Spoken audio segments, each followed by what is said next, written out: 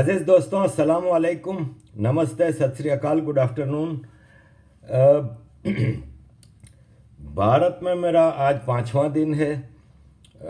इन 5 दिनों में मैं सुबह से शाम तक मुसलसल कोई ना कोई एक्टिविटीज़ में रहा हूँ। और बड़ा एक ज़बरदस्त मेरे लिए ये एक्सपीरियंस रहा है। यहाँ पे लोगों की जो मोहब्बत है, जो मान सम्मान है, वो मतलब अनबिलीवेबल। मेरी यहाँ पे मैंने कई चीज़ें की, जैसे सुप्रीम कोर्ट का अश्विनी उपाध्याय जी ने मुझे पूरा एक विज़िट कराया, मुझे सारा सिस्टम समझाया वहाँ पे। और क्या वहाँ पे भारत के संविधान में, भारत के कानून में क्या मसले हैं, और काफ़ी डिटेल में वो रहा। वो मैं आपके सामने वापस जाके पूरा एक प्रोग्राम उस पर रखूँगा, क्योंकि वो डिटेल्ड प्रोग्राम है और अभी मेरे पास यहाँ पे इतना वक्त नहीं होता कि मैं ये सारी चीज़ें कवर कर सकूं। गुरुद्वारा रकाबगंज साहब का दौरा भी रवि रंजन जी ने कराया, और वहाँ के ज़िम्मेदारों ने, गुरुद्वारा के ज़िम्मेदारों ने बड़ा मान दिया, बड़ी इज्जत की। और एक मतलब रूहानी तजर्बा रहा कि आफ्टर ऑल ये सब सनातन के पिलर्स हैं। और गुरुद्वारा साहब का प्रसाद और जो लंगर होता है वो बड़ा ही स्वादिष्ट था। और मतलब मुझे बड़ा अच्छा लगा जाके गुरुद्वारा साहब में। इसके अलावा कई प्रोग्राम हुए। तुफैल चतुर्वेदी साहब के साथ एक अच्छी शाम गुजरी उनके घर पे, जिसमें दिल्ली के कुछ बड़े रेस्पेक्टेबल लोग थे। कई प्रोग्राम हुए। आपको आस्ते आस्ते उनकी डिटेल्स में वापस जाके पूरे प्रोग्राम आपके सामने रखूँगा कि किस तरह ऑफ द रिकॉर्ड किन लोगों से क्या क्या बातें हुई। नेताजी सुभाष चंद्र बोस जी की ग्रेट ग्रैंड नीस भी आई थी मिलने के लिए, उनसे भी कई चीज़ों पर डिस्कशंस हुई। और उनका एनजीओ है जो कि यूनाइटेड नेशंस जिनीवा में भी एक्टिविटीज़ करता है, तो हमारा जिनीवा के हवाले से उनसे काफ़ी डिस्कशन हुआ। अज़ीज़ दोस्तों, मुझे मेरे कुछ पाकिस्तानी दोस्त ज़ाहिर है तो उनको जलन हो रही है, उनको आग लगी हुई है। तो कोई कहता है कि अब जा गए हो तो उधर ही मर जाओ, उधर ही रह जाओ, वापस नहीं आना, खबरदार आइंदा मुसलमानों के बारे में बात की, जा हिंदू हो जा, ये कर वो कर। इस तरह एक साहब ने मुझे मैसेज भेजा है कि तुम गुरुद्वारा जा रहे हो, मंदिरों में जाओगे, सोमनाथ में, इधर उधर, किसी मस्जिद में क्यों नहीं गए अभी तक भारत में। तो मैं ऐसे लोगों के लिए मेरे पास सिंपल सा जवाब है कि पहले तो ये कि भारत में कब्ज़े की मस्जिदें ज़्यादा हैं। मस्जिद की हुर्मत, मस्जिद की रेस्पेक्ट ये होती है कि इस्लामी नुक्ता नज़र से मस्जिद आप किसी कब्ज़े की जगह पे, किसी ज़बरदस्ती की जगह पे नहीं बना सकते। तो मैं ऐसी मस्जिदों में जाके क्या करूं जो ज़्यादातर कब्ज़े की जगह पे हैं, जो किसी मंदिर को तोड़ के बनाई गई हैं। और जिस दिन उन मस्जिदों की जगह वापस वो मंदिर रिस्टोर होंगे और मुझे ज़िंदगी में मौका मिला तो मैं ज़रूर आऊँगा उन मंदिरों को विज़िट करने के लिए। मैं बड़ा क्लियर हूँ अपने पॉइंट में। मेरे सामने बैठ के कोई बात कर ले पीठ पीछे, जिसने जो बकवास करनी है करता रहे, उसकी मुझे परवाह नहीं है। लेकिन मैं जैसे अयोध्या जाऊँगा, बिल्कुल जाऊँगा, क्योंकि वो एक रेस्पेक्टेबल जगह थी जहाँ पे भगवान श्री राम जी का जन्म हुआ था। उसकी जगह मस्जिद बना दी गई थी ज़बरदस्ती। आज वो रिस्टोर हुआ है, मैं बिल्कुल जाऊँगा। कोई जेन्युइन मस्जिद है तो मुझे बताएं। दूसरा जवाब ये है कि 2004 में जब हम अल्ताफ़ भाई के साथ दिल्ली आए थे, तो अल्ताफ़ भाई मुख्तलिफ़ लीडर्स से मिल रहे थे, मुख्तलिफ़ लोगों से मिल रहे थे। तो जामा मस्जिद दिल्ली के इमाम को मैसेज दिया गया, इमाम बुखारी हैं शायद, कि भाई अल्ताफ़ हुसैन आपसे मिलना चाहते हैं। तो उनका जवाब आया था कि अल्ताफ़ हुसैन गद्दार हैं, गद्दार। अल्ताफ़ हुसैन पाकिस्तान में फ़ौज के ख़िलाफ़ बात करते हैं, जिससे पाकिस्तान कमज़ोर होता है, और पाकिस्तान कमज़ोर होने से हिंदुस्तान के मुसलमानों का केस कमज़ोर होता है। ये पॉइंट ऑफ व्यू था जामा मस्जिद दिल्ली के इमाम का, और उन्होंने मिलने से मना कर दिया। उन्होंने कहा नहीं, मैं अल्ताफ़ हुसैन को, तो जब इतने बड़े लीडर अल्ताफ़ हुसैन को मिलने से मना कर दिया, जो कि एक पूरे मिलियंस ऑफ मुहाजिर्स के नुमाइंदा हैं, लीडर हैं, तो मेरी क्या औकात। तो मैंने ऐसी कोई रिक्वेस्ट कहीं भेजी नहीं। तीसरा इसके हवाले से पॉइंट ये है कि मस्जिद के अंदर देखें, यहाँ पे दिल्ली में मुझे सरकार ने कोई सिक्योरिटी या कोई प्रोटोकॉल नहीं दिया। मुझे जो प्रोटोकॉल मिला है वो आम भारतीय परिवार से मिला है, जो मेरा परिवार है। ये सारे 135 करोड़ मेरे परिवार हैं। और इसी तरह मुझे तो सिक्योरिटी की फिक्र नहीं कि मुझे यहाँ पे कोई मार भी देगा तो मेरे लिए गर्व की बात होगी कि मैं इस मट्टी में मरूंगा, मेरा खून इस मट्टी में शामिल होगा। लेकिन मेरे यहाँ के जो चाहने वाले हैं, दोस्त हैं, उन्होंने मेरी सिक्योरिटी की बड़ी उनको चिंता रहती है और हर वक्त मेरे साथ 2-3 लोग होते हैं, मुझे अकेला इन्होंने छोड़ा नहीं। तो मुझे यही मशवरा मिला कि मुसलमानों की एक तारीख रही है कि वो बंदा काटने से 1 मिनट नहीं चूकते और उनको परवाह ही नहीं होती ठग करके, क्योंकि जन्नत के तलबगार होते हैं ना कि किसी भी ऐसे इंसान को मार दो तो सीधे जन्नत में जाओगे। तो उन्होंने कहा मस्जिद के अंदर तो आपके साथ आ नहीं सकेंगे कि मुसलमानों की मस्जिद में हमें अलाउड नहीं होगा, तो अंदर आपके साथ क्या होगा क्या नहीं होगा। तो इसलिए ये एक पॉइंट है। और सबसे आखिरी और सबसे ज़रूरी पॉइंट ये है कि भाई साहब, मैंने 7 हज किए हैं। मैंने अपनी बचपन और जवानी के कई साल मक्का और मदीना में गुजारे हैं। मैंने सैकड़ों उम्रे किए हैं। मैंने मक्का और मदीना की कोई एक मस्जिद नहीं छोड़ी जहाँ मैंने माथा ना टेका हो। मैंने मक्का और मदीना की एक एक ज़ियारत की है कि वहाँ पे प्रॉफिट मोहम्मद वहाँ पे रहे हैं, वहाँ के कदम कदम पे ज़ियारतें हैं। पाकिस्तान से हमारे दूर दूर के रिश्तेदार कभी उम्रे हज के लिए आते थे तो वो मुझे कांटेक्ट करते थे कि हमें पता चला है कि तुमसे ज़्यादा यहाँ पे ज़ियारतों को कोई नहीं जानता, हमें ज़ियारतें कराओ। मैं इनको मक्का मदीना की अपनी गाड़ी में बिठा के उन उन जगहों पे लेके जाता था जहाँ पे आम मुसलमान बहुत कम जा सकते थे। ज़िंदगी गुजारी है भाई मस्जिदों में, अब थोड़ा मुझे यहाँ पे भी टाइम दो। मेरे पुरखों ने यहाँ पे हज़ारों साल इन्हीं मंदिरों में इबादतें की हैं, तो मैं बिल्कुल दिल से अपने इन मंदिरों में गुरुद्वारों में जाऊँगा जहाँ जहाँ मौका मिला। और मस्जिदों में जाने जैसा है नहीं, जैसे मैंने आपको अभी शुरू में 3-4 पॉइंट में बता दिया। बहुत सारी मस्जिदें हैं जो कि मैं करता रहूँगा ज़िंदगी भर, लेकिन अभी मैं अपना यहाँ पे मेरे विज़िट्स हैं जो वो प्योरली हिंदुस्तान के हैं, इंडिया के हैं, और वो मैं करता रहूँगा।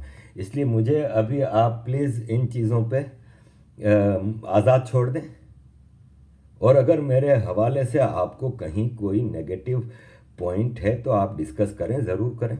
मैं उनके जवाब देने के लिए तैयार हूँ, जैसे अब मैं दे रहा हूँ कि मैं क्यों मस्जिदों में नहीं जा रहा इंडिया की।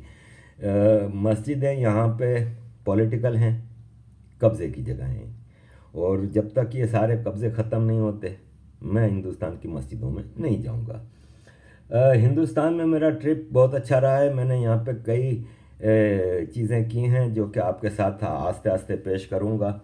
एक बहुत ही यादगार मेरा ट्रिप रहा सुदर्शन टीवी का। सुरेश भाई ने मुझे बड़े इज्जत और मान के साथ वहाँ बुलाया।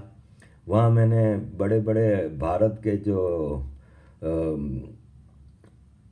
सावरकर जी हैं, भगत सिंह जी हैं, उन लोगों को खिराज अकीदत पेश किया, श्रद्धांजलि कहते हैं, फूल दिए उनके लिए। मतलब जो दिल में जो जज्बा था वो वहाँ पे देखा मैंने। सुरेश भाई ने बड़ी इज्जत और मान दी, कई चीज़ों पे उनके साथ डिस्कशन हुई, ऑफ द रिकॉर्ड इंटरव्यू भी वहाँ पे उनके चैनल के लिए रिकॉर्ड कराया। और सैटरडे अगली यानी 26 फरवरी सुदर्शन टीवी पे एक पब्लिक प्रोग्राम भी रखा गया है। अगर आप उसको अटेंड करना चाहते हैं तो आप सुदर्शन टीवी से कांटेक्ट करें। वो एक लंबा प्रोग्राम होगा जिसमें मैं पब्लिक के सामने सवाल और जवाब का सिलसिला करूंगा। तो ये सारी सूरत हाल है। अब मैं जयपुर में हूँ और जयपुर जोधपुर ये मेरा आगे 3-4 दिन का राजस्थान का प्रोग्राम है। 5वां दिन है मेरा। 4 स्टेट को विज़िट कर चुका हूँ, दिल्ली, हरियाणा, नोएडा यूपी, और अब ये राजस्थान में हूँ जयपुर में। और अब हमारा यहाँ पे जो जयपुर जोधपुर और मुख्तलिफ राजस्थान के प्रोग्राम हैं। इसके बाद मैं गुजरात भी जाऊँगा, और गुजरात में ये है कि आजक मेरे पुरखों का गांव, वहाँ पे रहने के लिए काफ़ी लोगों के मैसेज आए हैं कि हमारे घर में रुकें। मेरे लिए अगेन बड़ा एक यादगार, मेरा इस ट्रिप का सबसे जो यादगार पॉइंट होगा वो सोमनाथ और आजक होगा। तो मेरी एक वाबस्तगी है, दिली वाबस्तगी है सोमनाथ जी से, कि मुझे जिस दिन से ये पता चला है कि ये हमारे पुरखों का मंदिर था, तो फिर शर्मिंदगी भी बहुत होती है कि हमारे ही कुछ लोगों ने उसके साथ इतना वो किया। और मैं जाऊंगा अगले हफ्ते सोमनाथ, आजक, बाटवा, कुतियाना, ओपलेटा, दोराजी, जहाँ जहाँ जा सकूँगा, और द्वारका, और फिर मैं वापस दिल्ली। इसके बाद यूपी के हवाले से देखेंगे। तो अज़ीज़ दोस्तों, मैं आपके सामने इससे ज़्यादा क्या लंबी चौड़ी रखूं। कोशिश होगी कि जितना मैं आपको अपडेटेड रख सकूं रखूं। इस वीडियो के एंड पे मैं आपको मेरी गुड़गांव में मुझे जो मान और इज़्ज़त दिया गया, वहाँ पे स्टेज पे जो मैंने स्पीच की थी, मुझे उस वक्त 24 घंटे भी इंडिया आए हुए नहीं हुए थे, और मैं बिल्कुल एक्सपेक्ट ही नहीं कर रहा था। मुझे ये कहा गया कि गुड़गांव चलें, आपको आज़ाद हिंद के कुछ फ़ौजियों से मिलाना है। मैं वहाँ पे गया तो मेरा एक्सपेक्टेड ही नहीं था कि वहाँ पे पब्लिक प्रोग्राम होगा। वहाँ पे पब्लिक प्रोग्राम था, सैकड़ों लोग बैठे हुए थे, और फिर मुझे ये भी नहीं एक्सपेक्टेड था कि स्टेज पे बुलाया जाएगा। स्टेज पे बुलाया तो देखें, मैं एक आज़ाद यूट्यूबर हूँ, मैं ना तो नेता हूँ ना कोई स्कॉलर हूँ।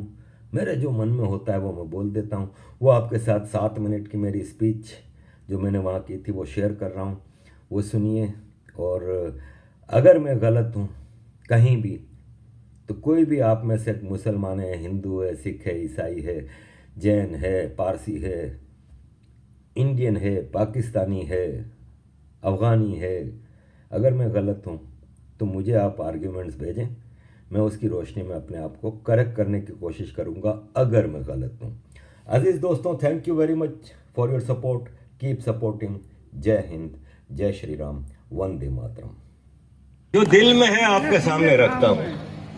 मैं जब भी कहीं बात करता हूँ तो मुझे पहला ऑब्जेक्शन जो मुझ पे किया जाता है वो ये किया जाता है कि तुम तो इंडियन नहीं हो, तुम तो पाकिस्तानी हो।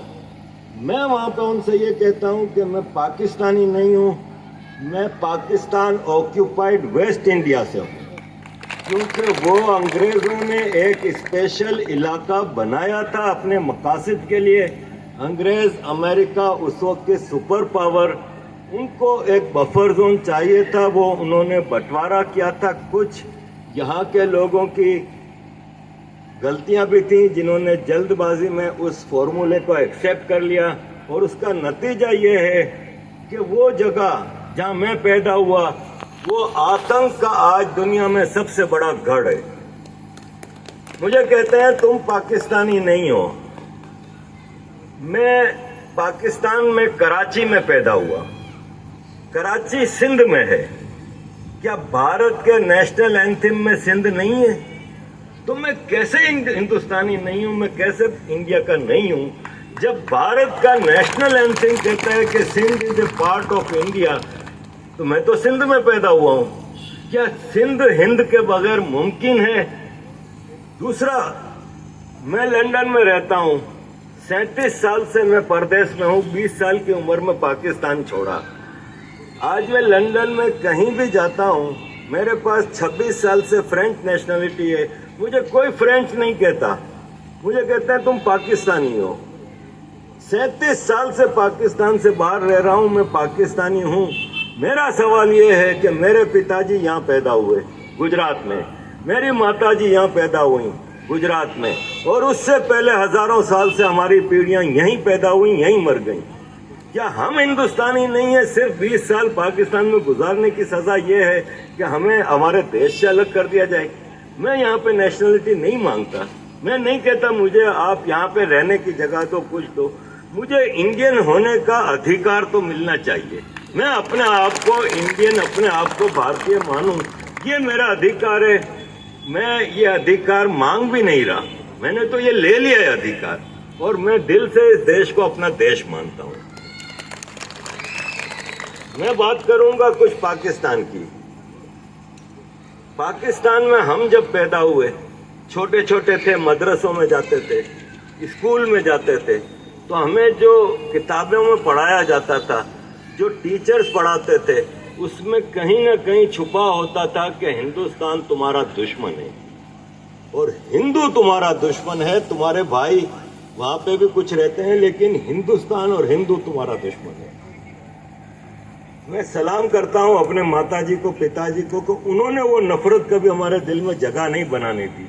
तो उन्होंने अपने बचपन की यहाँ की बातें इस मीठे अंदाज में हमें बताई कि हमें ऐसा लगता था कि जैसे एक परिवार शहर में रहता है, उनके दादा गांव में रहते हैं, तो वो माँ बाप अपने बच्चों को दादा की जिस तरह बातें बताते थे कि हमारे गांव की ये जिंदगी थी, वो तुम्हारे दादा का घर है। हमारे माँ बाप ने भी हमें यही बताते थे कि हमने उस देश में बहुत ही खूबसूरत वक्त गुजारा।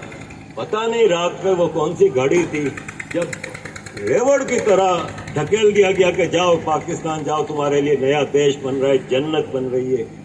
हमें वहां जाके क्या मिला, ये एक लंबी दास्तान है, आज के प्रोग्राम में मैं नहीं बता सकता। हमें कदम कदम पे डिस्क्रिमिनेशन मिला है। हमें बार बार याद दिलाया गया है कि तुम यहाँ के नहीं हो, वो तुम्हारा देश है इंडिया। मेरा सवाल ये है कि जब इंडिया ही हमारा देश है तो फिर इस अलग बंटवारे की जरूरत क्या थी? आतंक बुनियादी मकसद है। Terrorism corner stone of Pakistan foreign policy है। पाकिस्तान की फॉरेन पॉलिसी टेररिज्म पे डिपेंडेंट है। आपके दुनिया के हर मुल्क में कोई ना कोई चीज एक्सपोर्ट होती है। भारत से कई चीजें एक्सपोर्ट होती हैं, कई प्रोडक्ट्स होती हैं। बदकिस्मती से भारत का वो हिस्सा जिसको आज पाकिस्तान कहते हैं, वहां की एक ही प्रोडक्ट है आतंक, टेररिज्म, और वही एक्सपोर्ट की जाती है पूरी दुनिया में, खास तौर पे पड़ोस में भारत में और अफगानिस्तान। ये दो पाकिस्तान की इस प्रोडक्ट की सबसे बड़ी मार्केट्स हैं जो आप लोग भी फेस कर रहे हैं। जो 89-90 से कश्मीर में आतंक का एक बाजार गर्म किया गया, जो आए दिन भारत में मुख्तलिफ इश्यूज पे, जैसे कि आजकल एक हिजाब के मामले पे पाकिस्तान में बड़ा उसको वो किया जा रहा है कि भारत में एक बेटी के ऊपर जुल्म हो रहा है। मैं पूछता हूँ, पाकिस्तान में सिंध में खाली रोज की एवरेज 3 हिंदू सिख ईसाई लड़कियों को अगवा किया जाता है, उनका बलात्कार किया जाता है, उस बलात्कारी के साथ उसकी जबरदस्ती शादी की जाती है और फिर उसको जबरदस्ती मुसलमान बनाया जाता है। इस पे कोई आवाज नहीं उठाएगा, उस पे ना इमरान खान कुछ बोलेगा।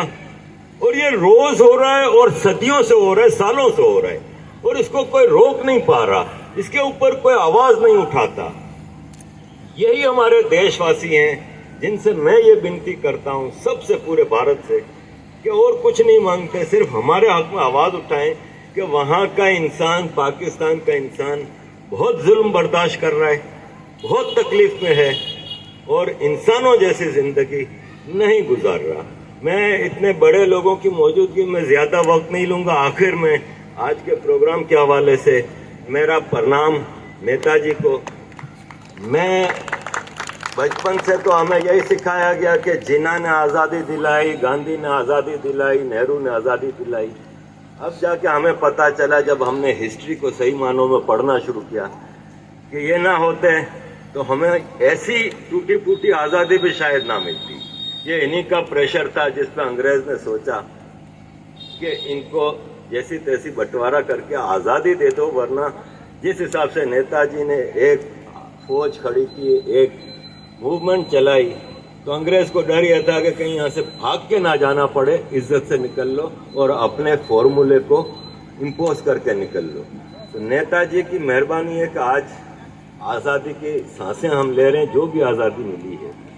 और पाकिस्तान और बांग्लादेश के लोगों को भी मैंने अपनी वीडियोस में भी ये मैसेज दिया है कि इनको ना भूलिएगा। आज आप लोग अगर गुलामी की जिंदगी से बाहर हैं तो इनकी वजह से। बहुत बहुत शुक्रिया। जय हिंद, वंदे मातरम। भारत माता की जय। बहुत बहुत धन्यवाद आरिफ साहब। समय थोड़ा कम था, बहुत कुछ सुनना चाहते थे, लेकिन ये हमारे लिए गर्व की बात है और मैं निजी तौर पर पुष्पेंद्र कुरशेठ जी का आभार व्यक्त करता हूं कि वो आरिफ साहब को गांव काकरोला में लेकर आए। उनके सम्मान में एक तालियां बजाएं।